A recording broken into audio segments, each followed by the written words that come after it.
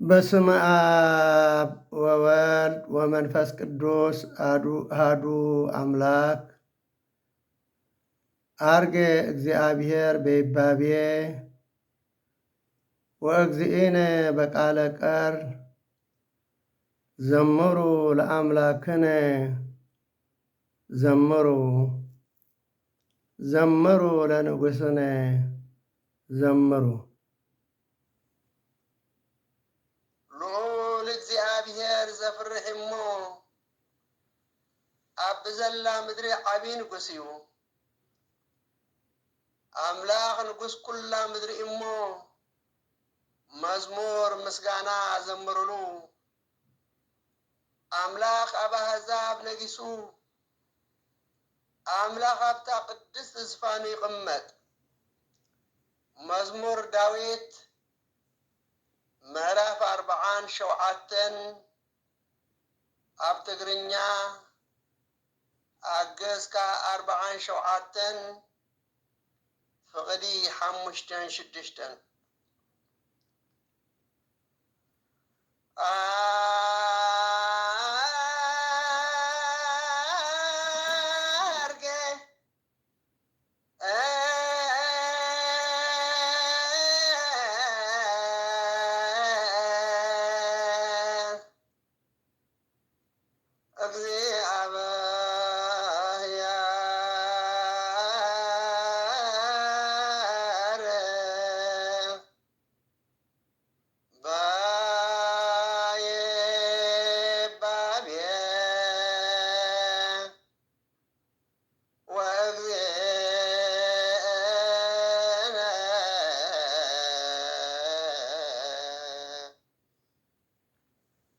በቃለ ቀርነ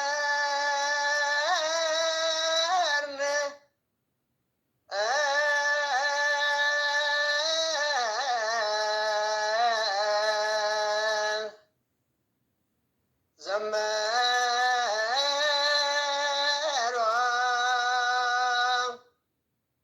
ለአምላክነ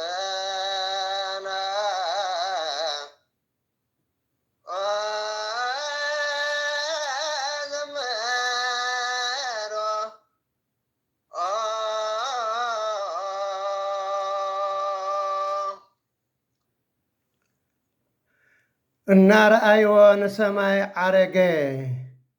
ካብ ዓይንቶን ከዓ ደመና ሰወረቶ።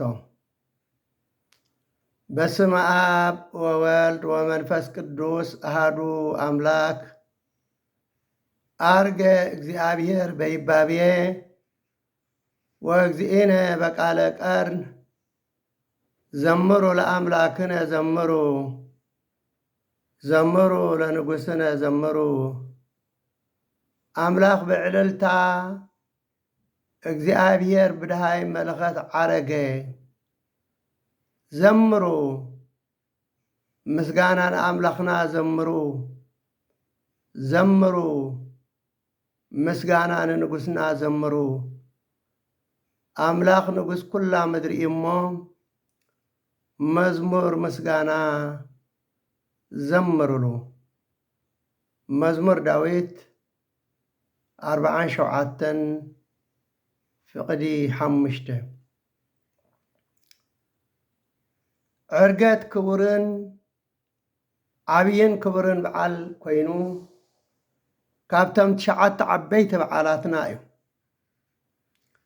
ካብ ትንሣኤ ኣብ መበል 40 መዓልቲ መድኃኒ ዓለም ክርስቶስ ኣብ ደብረ ዘይቲ ዝበሃል እምባ ቅዱሳን ሐዋርያት እናረኣይዎ ናብ ሰማይ ዝዓረገሉ ዕለት እዩ።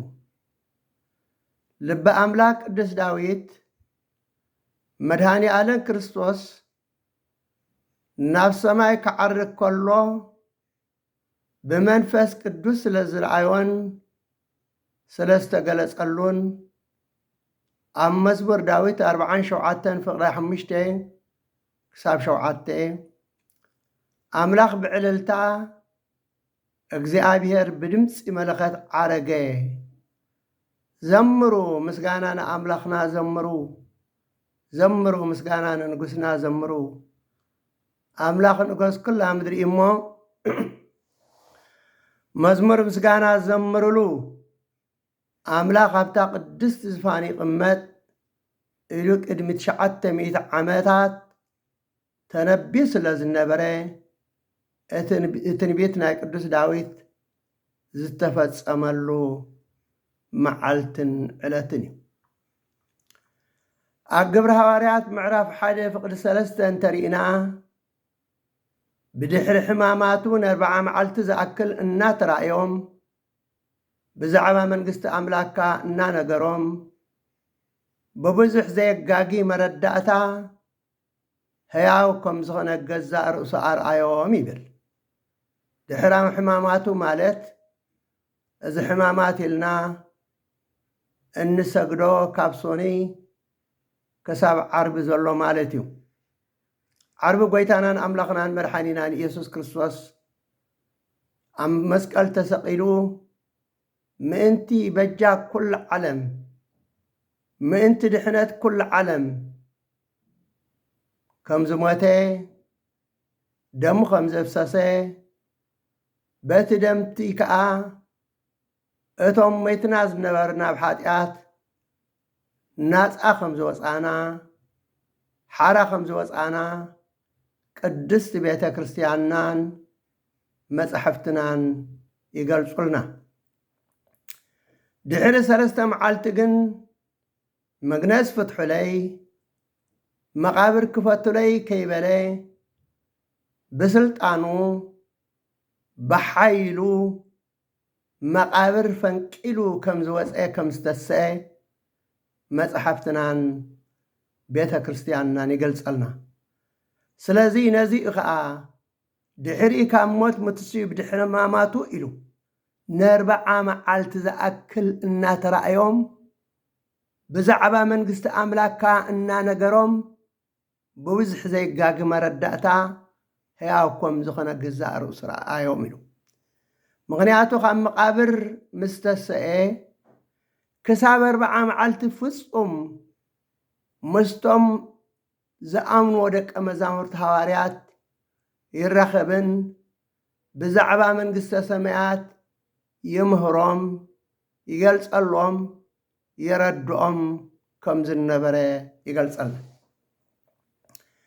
ቀፂሉ ኣብ ግብሪ ሃዋርያት ምዕራፍ 13 ፍቕዲ 31 ነቶም ካብ ገሊላ ምስኡ ናብ ኢየሩሳሌም ዝደየቡ ይብል። ሕጂ ከዓ ኣብ ህዝቢ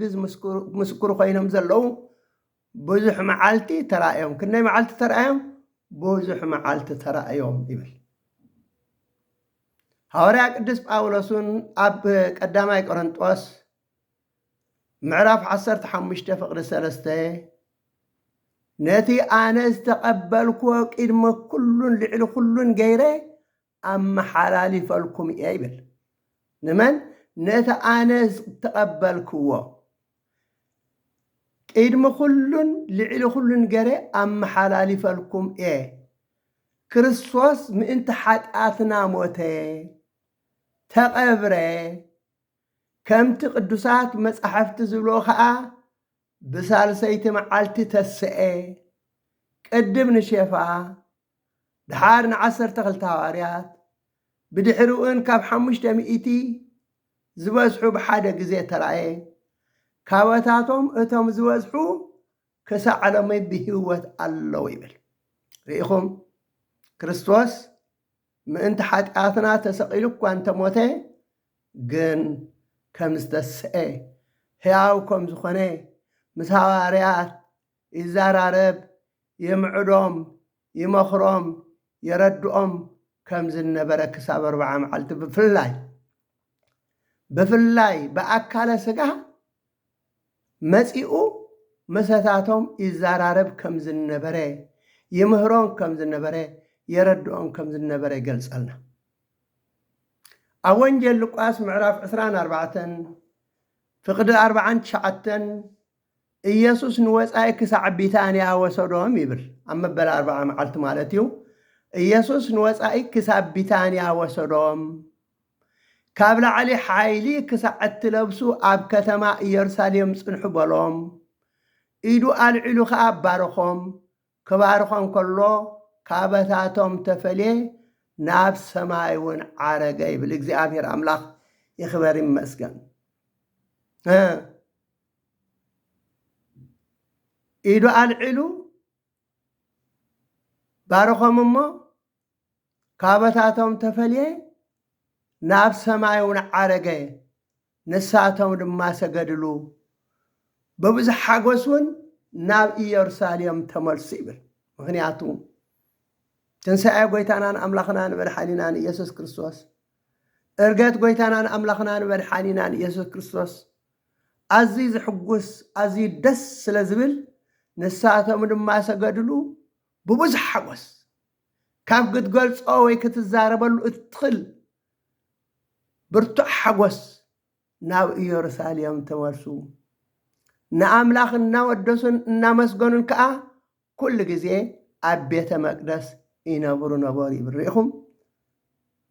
ኩሉ ግዜ እንታይ ኣብ ቤተ መቅደስ ከየቋረፁ ከየብከሩ ንኣምላኽ የመስግኑ ነበሩ ክቡራት ክርስቲያን ክርስቶሳውያን እቶም ቀዳሞት ክርስቲያን ብዘይ ዕረፍቲ ብዘይ ምቁራፅ ኩሉ መዓልቲ እዩ ዝብለና ኩሉ መዓልቲ ኣነ ንስኻትኩም ከ ኣብ ክልተ ቀነ ወይ ኣብ ሰሙን መፂና ዘይንፈልጥ ቤተ ክርስቲያን ኢና እሞ እዚ እምነት ክርስትና ኣለና ምባል እዚ እኹል ኣይኮነን ናብ ቤተ ኣምላክ ክትመፅእ ኣለካ ክትፅልል ኣለካ ክትሰግድ ኣለካ ክትልምን ኣለካ እምበር ጥራይ ኩሉ ግዜ ናብ ስራሕ ናብ ናብራ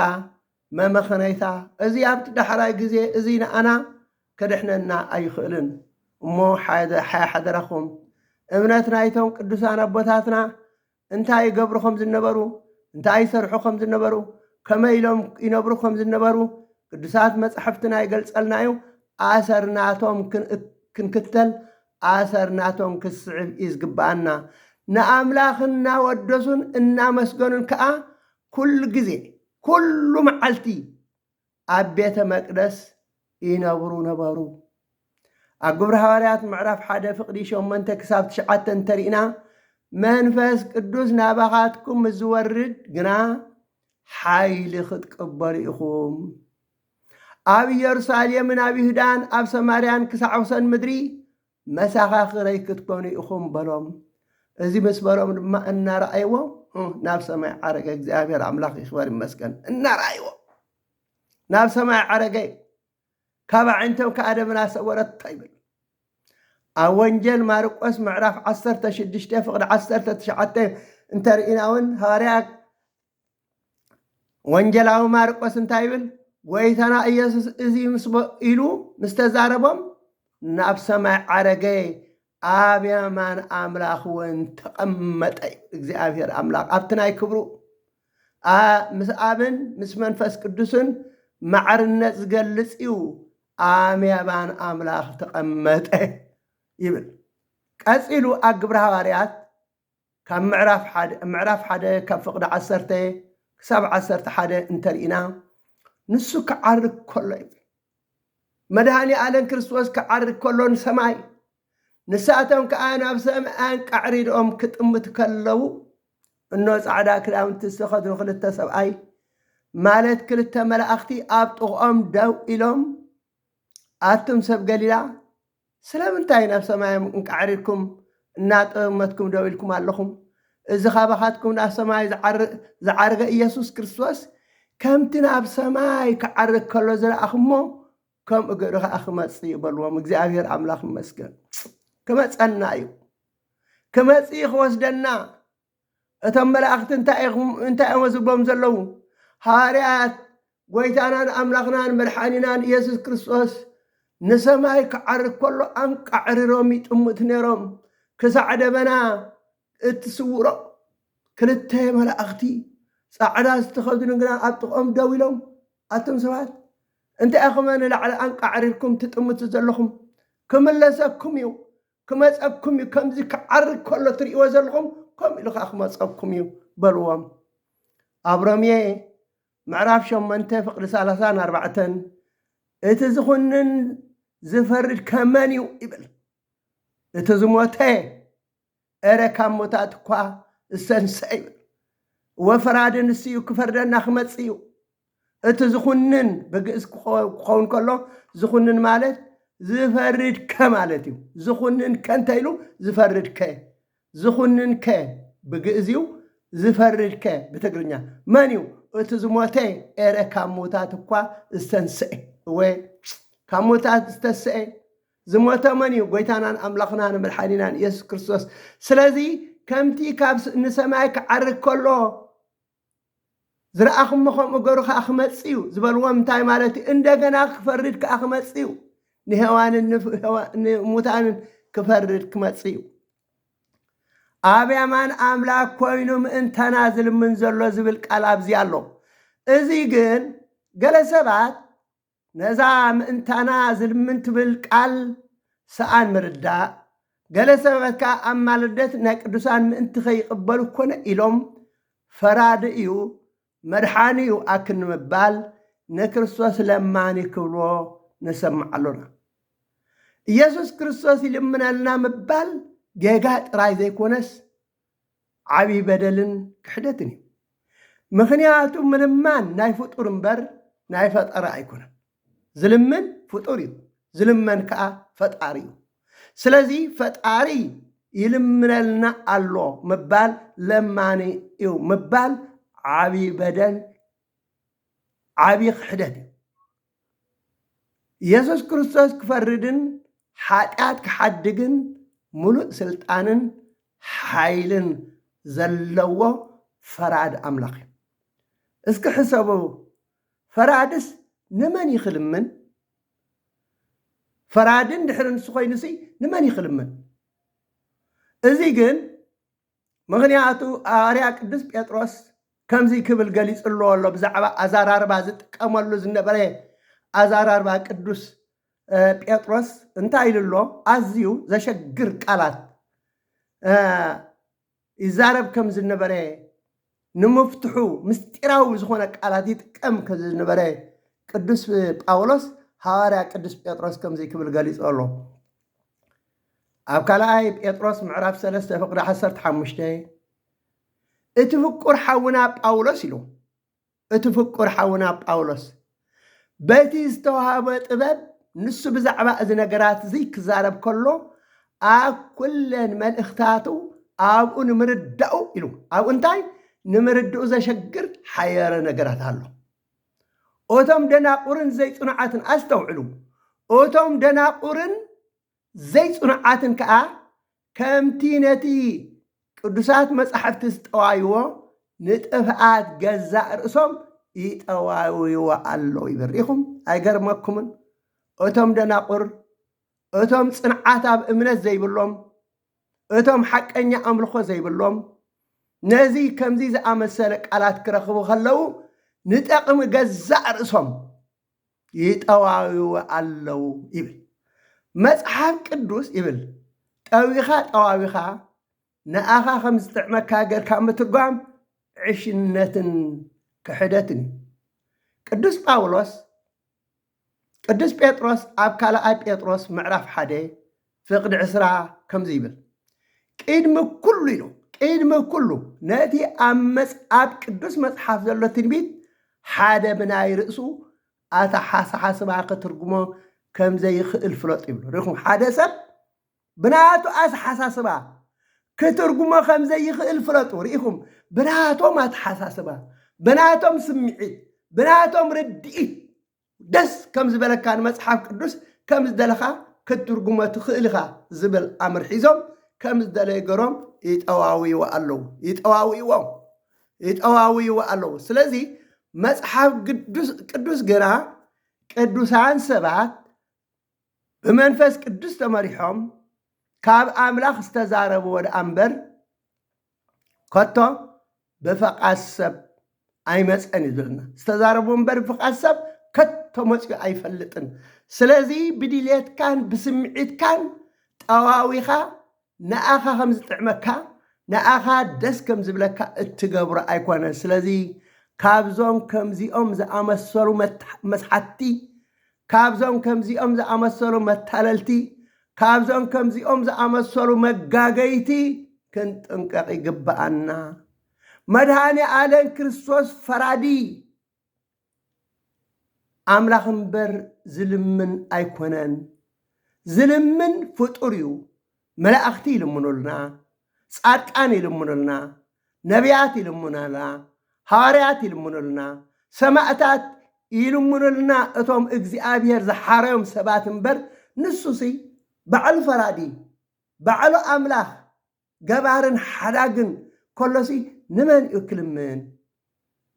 ዝልምን ኣብ ቅድሚ ፈራዲ ደው ኢሉ ይልምን እምበር ኣይቕመጥን። ኣስተውዕሉ። ዝልምን ከዓ ጎይታናን ኣምላኽናን መድሓኒናን ኢየሱስ ክርስቶስ ናብ ሰማያት ዓሪጉ ኣብ የማን ኣምላኽ ተቐመጠ እዩ ዝብል እምበር ደው በላ ይብልን። ዝልምን ግን ደው እዩ ዝብል ኣብ ቅድሚ ኣምላኽ ከይዱ ደው ኢሉ ይልምን። ዝልምን ኣብ ቅድሚ ፈራዲ ደው ኢሉ ይልምን እምበር ኣይቕመጥን። ኣብ ወንጌል ሉቃስ ምዕራፍ 1 ፍቅዲ 19 እንተሪእና ኣነ ኣብ ቅድሚ ኣምላኽ ዝኸውን ገብርኤል እየ ይብል። ሪኹም ኣነ ኣብ ቅድሚ ኣምላኽ ዝኸውን ገብርኤል እየ። እዚ ናብ ዘካርያስ ምስ መፅአ ዘካርያስ ከበስሮ ሰበይትኻ ክትወልድ እያ ምስ በሎ ኣነ ኣርገ እየ ሰበይተይ ከዓ መዋዕለ ሓሊፉ እዩ እዚ ትብለኒ ዘለኻ ከመይ ገር ክኸውን ይኽእል መዋዕልና ምስ ሓለፈ ኣይኸውንን ኢሉ ምስ ተኻትዖ ኣነ እኮ ኣብ ቅድሚ ኣምላኽ ዝቐውም ገብርኤል እየ ነዚ ከበስረካን ክነግረካን እየ ከዓ ዝመጻእኩ በሎ ይብለና። ስለዚ በዓል ቅዱስ ገብርኤል ኣብ ቅድሚ ኣምላኽ ኮይኖም ምእንቲ ምሕረት ደቂ ሰባት ለይትን መዓልትን ብዘይ ዕረፍቲ ዝልምኑ እዚኣቶም እዮም። ቀፂሉ ኣብ እዮም ምዕራፍ 1 ፍቅዲ 6 እንተሪእና ሓደ መዓልቲ መላእኽቲ መፂኦም ኣብ ቅድሚ እግዚኣብሔር ቆሙ ይብል። ሪኹም ኣብ ቅድሚ መን? ኣብ ቅድሚ እግዚኣብሔር ቆሙ ደው እዮም ዝብሉ እምበር ምስ እግዚኣብሔር ተመዓራርዮም እዚ ኮፍ ኣይብሉን። ክርስቶስ ግን ማዕሮ ምስ ኣብን ምስ መንፈስ ቅዱስን ኣብ የማን ኣምላኽ ተቐመጠ፣ ኣብቲ ናይ ክብሩ ቦታ ተቐመጠ እዩ ዝብል። ኣብ ረኣይ ምዕራፍ 7 ፍቅዲ 11 እንተሪእና እውን እቶም መላእኽቲ ኩላቶም ኣብ ዙርያ እቲ ስፋንን እቶም ኣሕልቁን እቶም 4 እንስሳን ቆሙ ኣብ ቅድሚ እቲ ስፋን ብግንባሮም ተደፊኦም ንኣምላኽ ሰገዱሉ ይብል። መን እዩ ትስገደሉ ዘሎ? ክርስቶስ። እቶም መላእኽቲ ደው ኢሎም ይሰግዱሉ ነይሮም ማለት። ስለዚ ክርስቶስ ኢየሱስ ክርስቶስ ናብ ሰማይ ዓሪጉ ተቐመጠ ምባሉ ምስ ኣብን ምስ መንፈስ ቅዱስን ማዕረ ኮይኑ ዘስምዕ ቃል ደኣ እምበር ዝልምን ቃል ዘስምዕ ኣይኮነ። ስለዚ ከም ድልየቶም ከም ስምዒቶም ንመጽሓፍ ከም ዝደለኻ ኢኻ ክትርጉሞ እትኽእል ኢሎም ከም ድልየቶም ንኦም ከም ዝጥዕሞም ገሮም ዘተርጉሞን ዝዛረብሉን ኣብዚ ግዜና እናበዝሑ ይኸድሎ። ካብዚኣቶም ክንጥንቀቕ ይግባአና። ሕራይ ናብቲ ነግባእቲ ሃበጥ እንተ ነገር ናብቲ ናይ ቅድም ናይ እርገት እስክንመለስ እዚ ካባኻትኩም ናብ ሰማይ ዝዓረገ ኢየሱስ ከምኡ ገይሩ ክመጽእ ምባሎም ንኻልኣይ መጽኣቲ። ምክንያቱ ክርስቶስ ናብዚ ዓለም እዚ መጽኡ ነይሩ። መምጽኡ ግን እንታይ ምጽኡ ወንቴልና ንኃጢአትና ክንምስስ ካብ እግዚኣብሔር ኣምላኽ ርሒቕና ስለ ዝነበርና ምስ እግዚኣብሔር በቲ ኣብ መስቀል ዝውሓዘ ደሙ በቲ ኣብ መስቀል ዝፈሰሰ ደሙ በቲ ኣብ መስቀል ዛረየ ደሙ በቲ ኣብ መስቀል ዝነጠበ ደሙ ገይሩ በጃ ክኾነና ሰላም ክገብር ምስ እግዚኣብሔር ኣምላኽ ዓርቀና እዩ። እቲ ዕርቂ ከዓ ፈጺሙልና ንሰማይ ዓሪጉ እንደገና ከዓ ክመጽእ እዩ። እንተኾነ ግን ሕጂ ዝመጽእ ብስልጣን ብሓይሊ ንኽፈርደና እዩ። ርኢኹሞ ወይ ፈራዲ ምዃኑ ኣብዚ ክነስተውዕል ኢና ብዛዕባ ፈራዲ ምዃኑ ክርስቶስ ኣብ ቀዳማይ ተሰሎንቄ ምዕራፍ 4 ፍቅዲ 16 ክሳብ 18 እንታይ ይብል? ጎይታ ባዕሉ ኢሉ ጎይታ ክብል ከሎ ንክርስቶስ እዩ። ጎይታ ባዕሉ ብብርቱዕ ቃል ትእዛዝን ብድምፂ ሊቀ መላእኽትን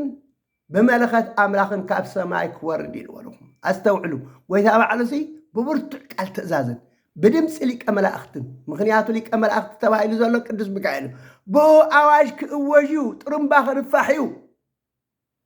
ዝሞተ ዝበስበሰ ናብ ሓመድ ዝተቐየረ ኣራዊ ዝበልዖ ቃላይ ዝውሓጦ ኩሉ ክትስ እዩ ካብ ሰማይ ክወርድ ኢሉ እቶም በክርስቶስ አሚኖም ዝሞቱ ቅድም ክትስዮም ብድሕርዚ እዞም ብህይወት እንጸንሕ ንጎይታ ኣብ ኣየር ክንቅበሎ ኢና ምስኦም ሓቢርና ከዓ በደመና ክንለዓል ኢና ንሓዋሪ ድማ ምስ መን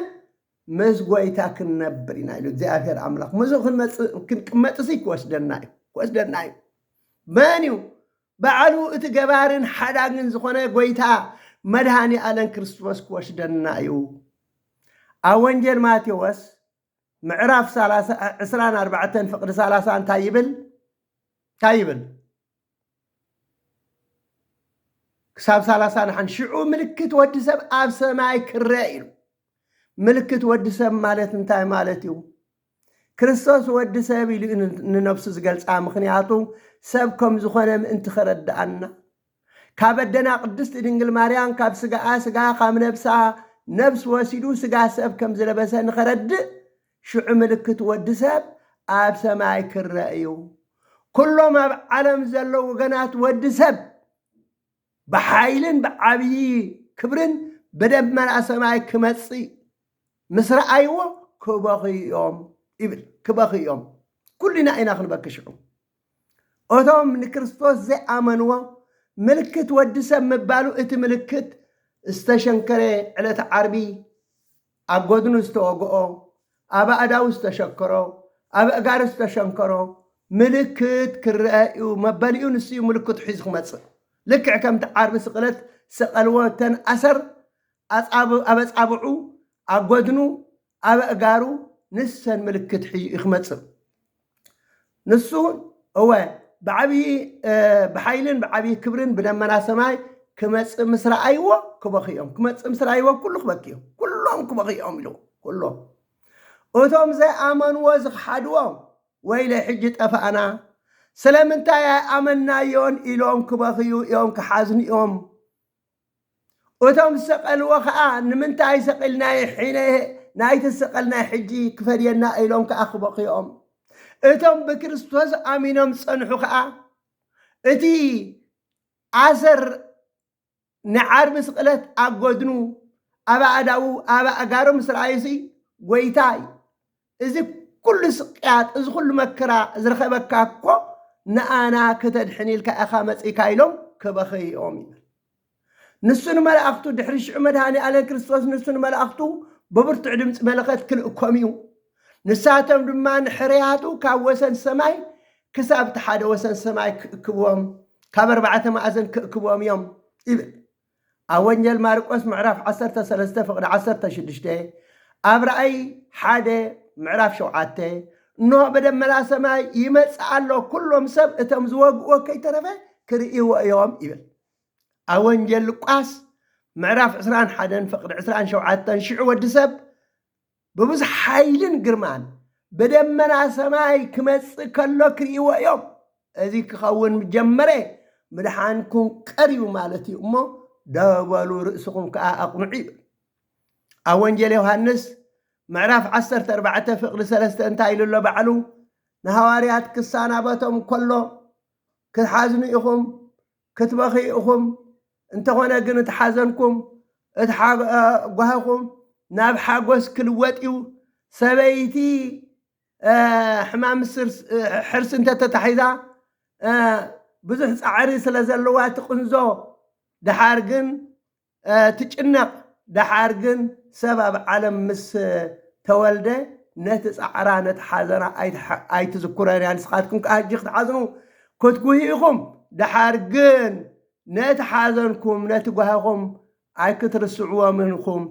ኢደንግጽክም ልብክም እመኑ በእግዚአብሔር ወእመኑ ብየ ውስተ ቤተ አብየ ብዝባሃደርዎ ምዕራፍ ቦቲ ይብል ልብኹም ኣይሸበር በኣምላኽ እመኑ በኣይውን እመኑ ኣብ ቤት ኣቦይ ብዙሕ መዕረፊ ብዙሕ መሓድር ኣሎ ኣነ እኸይድ ኣለኹ ከይደ ስፍራ ከዳልወልኩም እየ ስፍራ ምስ ኣዳለኸልኩም ከዓ ንስኻትኩን ኣብቲ ኣነ ዘለኽዎ ምሳይ ምእንቲ ክትቅመጡ ምሳይ ምእንቲ ክትነብሩ ንዘለዓለም ተመሊሰ ክመፅእ እሞ ክወስደኩም እየ ኢሉ ክብራት ክርስቲያን ክርስቶሳውያን መድሃኒ ዓለም ክርስቶስ ክመፅእ እዩ ክወስደና እንተኾነ ግን ንሕና ኸ ስንቅር ኣልዳሊና ኣለና مخد ما قد زخون سنقدر عدالنا لنا تقريبنا دلنا كي تقربنا خاين صنحو قريفنا خاين خيد كل جزء دلوات كل جزء قربات كنكون يقبانا سنقنا ندالو إذا سنق زبلكم زلخا حارج ويا كال استفلل زي كونس أبيت أملاك مسينا سنقنا ندالو نسألي صلوات نسألي نلمن قدوس قرباننا نقبل فقر نقبر نساماما نتحلالي نكبابر حوي نبهال زتأمين تلو زتأمين تلو زعارق انتلو كابت زلنا خا نمقلو كم زين تقرنا تقريبنا خنصنحينا نكريستوس تدالينا خنصنحينا نكريستوس حيزنا خيد ازي كي قبرنا انت صنحنا قن اي تدالنان اي تقربنان صنح نسخا اي تدالخاني لو قريفنا خيديو اتمعصو خعصيو دعرشعو ارحونا الكاز الروحو نقر ايكونن سلازي كبرات كريستيان كريستوساويان كاي تعصو تخافيتان كلها تدالينا من انتن كنأتو مسؤ كنأتو تقريبنا نصنح كمت يقوسدنا إيدان قسكم لبكم أمنوا بأجزائير لبكم ما يشبر بأملاخ أمنوا بأيون أمنوا أبيت أبوي بزح محادر بزح سفر بزح قزاوتي بزح نساتات الله هجي خير الله أمون نسخاتكم كأبتي أنا زلخو مسايم انت خدكمتو مسايم انت خدنبرو تمالي سخمتي أمو كوس دوكم يعيلنا كوس لنان هراي بدحرزي هواريات كاب دبر زيت نابي يرساليم تملسو نابتا ختما مساتو خا نابتا زقمت الواز نبر العلوي تدربي ديبو نساتهم كا 10 تخلت هواريات 30 شدشتن قدسان انستي 7 كلتن اردتي مسد يسوس أدنا قدست دنجل مريم كوينهم 120 زاخلو حابيلهم بحنساب صلاتي زوترو نبر يبلنا صلاتي زوترو كل جزء بزي مقراص اب قداماي تيموثاوس معراف 3 فد 10 شدشته هو اتي بسغا سب استغلص ايلو هو اتي بسغا سب استغلص بمنفس صدقه بملائكه ترأي أما أنقى عذاب تسبكي أب عالم تأمني بغبري عرقي زبلنا إمنتنا مستير برقص عبيه كم زبل عرقات قويتنا يسوس كريستوس عبيين كبرني وبحقي عبي مستري إذا عرقات مدحانينا كابحلنا دك سبات نلعلي زخوني سبكو بصحو زي يخل عبي مستري اجزي عبيه قال ولد مالتنا بزع عالم زي مسيو أوانجيل يوحنس معرف حدا فقد 14 اتقال سب كوني صقان حق مليء وخا مسارات تقمطه كم زبل سغا سب لبيسو كاب حاطياتنا انصيو كاب حاطياتنا بدوم حاصيو نابتنا قدم هلاو نابتنا قدم منبر كبرو ناب سماات عريقو ابزان كبرو استقمطلو عبي مستري ارغات أب إبراويان معرف حدا فقد سلستها قدس أولس كم زي كبر يقلص والدي له نأملاك كبر زن صبارق نخل نجر بحيل قال زقوم نخل نجر نتايلو بحيل قال زقوم ببهاري فتصم أرأى እግዚአብሔር ዝኾነ ካብ ሓጣትና መሰንጽሐና ናብ ሰማይ ኣብ የማን ልዑል እግዚአብሔር ተቐመጠ ናብ ሰማይ ዓረገ ኣብ የማን ልዑል እግዚአብሔር ከኣ ተቐመጠ ኣብ ምሳሌ ምዕራፍ 30 ፍቅዲ 4 ናብ ሰማይ ደየበሞ ዝወረደ መን እዩ ንነፋስ ኣብ ዕንኩ ዝኣከቦ መን እዩ ንማያት ኣክዳኑ ዝቆፀሮ መን እዩ እንታይ ስሙ ስሙ ወድኸ እንታይ እዩ እዚ ዶ ትፈልጡ ኢኹም ይብሎም እወ ንፈልጥ መድሃኒ ዓለም ክርስቶስ ምእንታና ምእንቲ ድሕነትና ክብል ካብ ሰማያት ወሪዱ ናብዛ ዓለም እዚ መፂኡ ኣብ መስቀል ተሰቂሉ ዘድሓነና ንስ እዩ ኣብ ወንጌል ዮሃንስ ምዕራፍ 3 ፍቅዲ 13 ባዕሉ ጎይታናን ኣምላኽናን መድሓኒናን ኢየሱስ ክርስቶስ ከምዚ ክብል ገሊጹልና ኣሎ ብጀካ እቲ ካብ ሰማይ ዝወረደ ሪኹም ብጀካ እቲ ካብ ሰማይ ዝወረደ ኣብ ሰማይ እውን ዘሎ ወዲ ሰብ ናብ ሰማይ ዝደየበ ሓደ እኳ የልቦን ይብል ኣብ ቆላሲ ምዕራፍ 1 ፍቕሪ 15 ክሳብ 16 ከዓ እንታይ ይብል? ክርስቶስ ናይቲ ዘይርአ ኣምላኽ ምስልን ልዕሊ ኩሉ ፍጥረት ዝኾነ በኽሪ ወዲ እግዚኣብሔር ኣብ ሰማይን ኣብ ምድርን መናብርትን ጉይትነትን ሊቃናትን ስልጣናትን ኩሎም ብኡ ዝተፈጥሮም ብመን? በመድኃኒ ዓለም ክርስቶስ እዮም ተፈጢሮም፣ ብኢየሱስ ክርስቶስ እዮም ተፈጢሮም። ስለዚ ነዚ ከምዚ ዝገበረ ፈጣሪ ንሰማይን ምድርን ንኩሉ ዝርአን ዘይርአን ዝፈጠረ ኣምላኽ እዮም ለማን ዝብልዎ ዘሎ ይልምነልና እዩ። ኣብየት ሓጢአት ኣብየት ድፍረት ንኣምላኽ ይልምን ምባልሲ ኣዝዩ ሓጢአት ከቢድ እዩ። ኣብ ሰማይን ኣብ ምድርን መናብርቲ ጉይትነት ሊቃናት ስልጣናት ኩሎም ብኡ ብመን? ብመድኃኒ ዓለም ክርስቶስ ተፈጥሪዩ ኩሉ ብኡ ንኡ እዩ ዝተፈጥረ። ኣነ ንክርስቶስ የተፈጥረ ኣነ ብክርስቶስ የተፈጥረ ንክርስቶስ ከዓ ከመስግን ተፈጥረ። ኩሉ እውን ቆይሙ ኣሎ። እዚ ኩሉ ቆይሙ ዘሎ ሰማይን ምድርን ከዓ ብመን ቆይሙ ዘሎ? ብክርስቶስ ቆይሙ ዘሎ። ስለዚ ነዚ ከምዚ ዝኣመሰለ ኣምላኽስ ይልምነልና ኣሎ ይበሃል። ድፍረት እዩ፣ ስሕታን እዩ። ንመጽሓፍ ቅዱስ ከም ድልየትካ እናጠማዘዝካ እናጠዋወኻ ምትርጋም እዚ ኣቂድም ኣምላኽ ዓብዪ ገበን ዓብዪ ክሕደት እዩ። ኣብ ኢሳይያስ ምዕራፍ 4 ፍቕዲ 12 ክሳብ 31 ንርአይ ኣስፊዕኩም ጸልና እዩ ቃል እዚ ሕራይ ኣብ መዝሙር ዳዊት 68 ፍቕዲ 18 ይብል ኣረገ ውስተ ኣርያም ፀዊወ ከፀዋ ወሃብ ከጸጋ ከልእ ጓለ እመህያው ይብል። ምሩኻት ማሪካ ናብ ኣርያም ዓረካ ንደቂ ሰባት ከዓ ውህበት ሃብካ ማለት እዩ። ቅዱስ ጳውሎስ ነዚ ከብርህ ከሎ ኣብ ኤፌሶን ምዕራፍ 4 ፍቕዲ 7 ክሳብ 10 ናብ ላዕሊ ምስ ዓረገ ብዙሓት ምሩኻት ሒዙ ከደ ንደቂ ሰባት ከዓ ውህበት ሃበ። ዓረገ ማለት ናብ መዓምቕ ምድሪ ወሪዱ ከም ዝነበረ ማለት እንተዘይኮይኑ እንታይ ከስምዕ ይኽእል? እቲ ናብ መዓምቕ ምድሪ ወሪዱ ዝነበረ ከዓ ንኩሉ ብህላዊ እንትክመልእ ልዕሊ ኩሉ ሰማያት ዝዓረገ ንሱ ይብለና ርኢኹም። ሕጂ ኣብዚ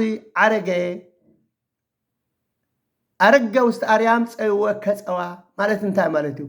ነቶም ምሩኻት እዚ ማሪካ ናብ ላዕሊ ናብ ሰማያት ዓረካ እዩ ዝብል ዘሎ። መን እዮም ምሩኻት? እዞም ምሩኻት ነቶም ምሩኻት ማሪካ ናብ ሰማያት ዓሪካ ተባሂሎም ዘለዉ ስም መን እዮም? ንሕና ደቂ ኣዳም ኢና። ምክንያቱ ዲያብሎስ ነቦና ኣዳምን ነደነ ሔዋንን ኣታሊሉ ኣስሒቱ ካብታ ካብዚኣ ከይትበልዑ ዝበሎም ሞት ኣሎ፣ ካብዚኣ እንተበሊዕኩም ዝበሎም ካብኣ ከም ዝበልዑ ገርዎም። ምክንያቱ እቲ ምክሪት እንታይ ነይሩ? እግዚኣብሔር ኣምላኽ እኮ ካብዚኣ ኣይትብሉ ኢልኩም ዘሎ ከምኡ ፈጠርቲ ከም ኣማልኽቲ ከይትኾኑ ማዕሩግ ምንቲ ከይትሰርዑ ኢሉ እምበር ሞት ዝበሃል የሎን ኣይትበልዑን ኢኹም። ካብዚኣ ምስ በላዕኩም መዓልቲ ከም ኣምላክ ክትኮኑ ኢኹም ማዕሩግ ክስርዑ ኢኹም ኢልዎም ሓቂ መሲልዎም። በዚ ተታሊሎም ምስ በልዑ ተማሪኾም እዮም ብዲያብሎስ። ካብቲ ዝነበሮም ግርማ ካብቲ ዝነበሮም ክብሪ ተሰጊጎም ኣብቲ ናይ ሓሳር ናይ ውርደት ኣብቲ ፍጹም ጸላም ፍጹም ደልሃመት ፍጹም ባርነት ባርኣዩ ናይ ዲያብሎስ ኮይኖም ይነብሩ ነይሮም። ነዞም ዲያብሎስ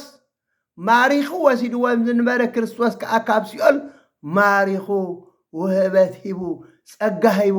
ክብሪ ሂጁ ክሂብዎም ናብ ሰማይ ዓረገ። ዓርቢ ስቕለት እዩ ዝኽሉ። ዓርቢ ስቕለት መድኃኒ ዓለም ክርስቶስ ኣብ መስቀል ዝተሰቕለለን 5 ሰዓታት እየን። ከፈርቂ መዓልቲ ተሰቂሉ ሰዓት 3 ተፈጸመ ኢሉ ነብሱ ወፀት እዩ ዝብለና። ሐዋርያ ቅዱስ ጴጥሮስ ክገልጽ ከሎ ብዛዕባ እዚ እንታይ ይብል? ብስጋ ሞተ ብመንፈስ ግና ሕያው ኮነ ኢሉ። በዚ መንፈስ እዚ ከይዱ ከዓ ነቶም ኣብ ቤት ማእሰርቲ ዝነበሩ ድሕነት ሰበኸሎም። ነቶም ኣብ ቤት ማእሰርቲ ዝነበሩ ናጽነት ኣወጀሎም፣ ሓርነት ኣወጀሎም፣ ድሕነት ኣወጀሎም፣ وصو بلوم أدام نأدام باريو إزي مسبول أدام تحقوسي أقداسي سلستمت أدام تحقوسي كم تزبولو أنا أبتاك قدستي كتما أثوي بلو سلزي إزي أثوم يوم تم تماريخوم زنبرو قدس داويت نزوم مروخات ماريخونا بسمايك عرق مخانو فريتو إيو እግዚአብሔር ገልጽልዩ አረጋው ሰአርያም ጸወ ከጸዋ ወወሃብ ከጸጋ ከለጓለምሃው ምሩኻት ማሪካ ናብ አርያም አረካ ለደቅ ሰባት ከአሁበት ሐብካ ዝበለ ቅዱስ ጳውሎስ እነዚህ ከብርህ ቆሎ አብ ኤፌሶን ምዕራፍ 4 ፍቅድ 7 ናብላ ዓሊ ምስ ዓረገ ብዙሓት ምሩኻት ሒዙ ከደ ደቅ ሰባት ከአ ወህበት ሐበ ዓረገ ማለት نام معامق بدري واريدو كم زي النبرة مالت انت زي كوينو انت كسم يخل اذن ناب سماي نام معاق بدري واريدو زي النبرة يقع نقول له بهلاوي من تخمل لعليه كل سماء هذا عرق زي أبير عملاق مسكن زي أبير عملاق مسكن أبرأي معرف عسران حدا فقري سلسته كابت زفان عوز بلد مسي سمعكو انه كان أملاق مسهب كوينو يو أملاخ مساتاتهم كنبريو نساتهم كأهل بخونيهم أملاخ نبعات كبعنتهم كدرزيو دحر دقي موت حازن آويات ويس عري أي كونني كبر كل سماع كبر دحرجي حزن يلون وهي يلون اللي أبسو ويا أبسو أنا يوم مات زبدلي خنو زي بدلي خنو كلاتهم أبتي حتي مجزأة ديابلوس أب سيول ينبرون يرام لوم جن سيول تعاسيا جنة ترحيا سلام لأصحابي إكاس أبا أدام زتشنوا ونك ألا أسمى بأنت هوا تال هوا يسوس كريستوس آمت لألك مدرس إوا لجنة صدق زائد سرافي أسوا بيزهات عن كلهم دمك أرها وعينو ምክንያቱም እታነ ሓጎስ ገነት ናይ ጽድቂ ገነት ብኢድ ስራፊ ኣብ ኢዱ ስራፊል ሴፍ ዝሓዘ ዝሕልዋ ተዓጽያ ዝነበረት ለገነተ ጽድቂ ዘይደስራ በዛሃጣን ኩሎም ደመከ ኣርሃዋ እቲ ምእንቲ በጃ ኩሉ ዓለም ዝፈሰሰ ደም ናይ ክርስቶስ ደምካ ኣርሒዋ እዩ ደምካ فخيت واي سلازي باتي مرقمنا يا ابونا قدامنا نهواننا كلهم دقهم زم حلالف النبره لو من ابسي اول زخيد يالله نسو تدمسيسيو نسو طافيو تحقيقيو وقبر سلامه بمسقلو بتعم مسقل فسس دم غرو سلام غرو ويو انصي ويو اصري ويو حاسب ويو بحاتاتنا بزغبرنا انت زي كنا بسنا قدم حاتاتنا بجهنم اسات نابسي اول زخيس سبيال بوان يزلنا راي غويتانا املاخنا بالحنينا يسوع كريستوس اموداتا انت يغرو اذ كل مسغبري اذ كل مسفصمي نابتنا يكبروا بوتا كيدو لومي كم بتي زلو كبري يمسغانن يقدسن يسجدلون أملخو يقبلين يزلو انتهى يبل أبي قدما بيطرس معرف 3 فقد 20 كلتن نسونا بسماي عريقو أبي من أملخ قالوا استوعلوا نسو ناب سماي عريقو سي أبي من أملخ الله ملاأختن سلطاناتن حيلتاتن يجزوا الله يبل يخون يجزوا الله يبل كم زي ندابل خلصي يلمنا الله بسماء كوين يبل أبيت عشنت أبيت دنقرنا أنت أي كلمة دا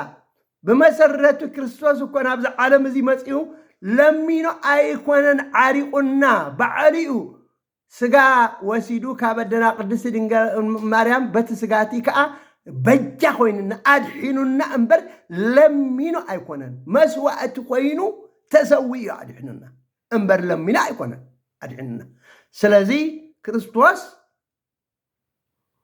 ኣብ ሰማይ ዓሪጉ ኣበየ ኣምላኽ ኣሎ መላእኽትን ስልጣናትን ሓይልታትን ይግዝእዎ ኩሉ ፍጥረት ይግዝኦ ኩሉ ፍጥረት ይሰግደሉ ኣሎ ስለዚ ከምዚ እሞ ጎይታናን ኣምላኽናን መድሓኒናን ኢየሱስ ክርስቶስ እቲ ኩሉ ግብረ ምድሓን ምስ ፈጸመልና ንኣስታት 40 መዓልቲ ዝኣክል እውን ምስ ቅዱሳን ሃዋርያት ሕያው ከም ዝኾነ ካብ ሞት ከም ዝተስአ ምስኦም ተቐሚጡ ይምህሮም የረድኦም የፍልጦም ብዛዕባ ኩሉ ምስጢራት ይገልጸሎም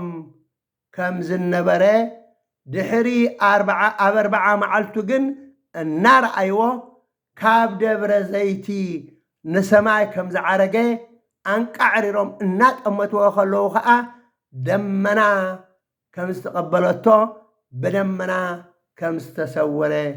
ዝገልጽ ዓብይን ክቡርን ናይ ቅድስቲ ቤተ ክርስቲያንና በዓል እዩ ኣሜን በረኸቱን ረድኤቱን መድሃኒ ዓለም ክርስቶስ ምስ ኩልና ህዝበ ክርስቲያን ይኹን ሎምን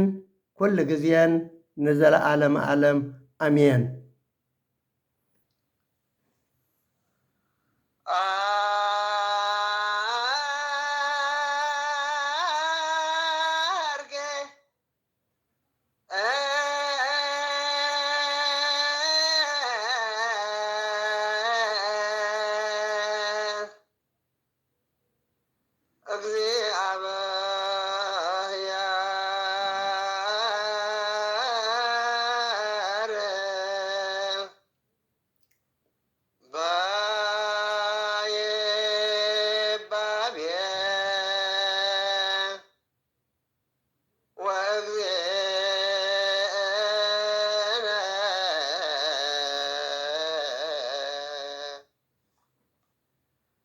በቃ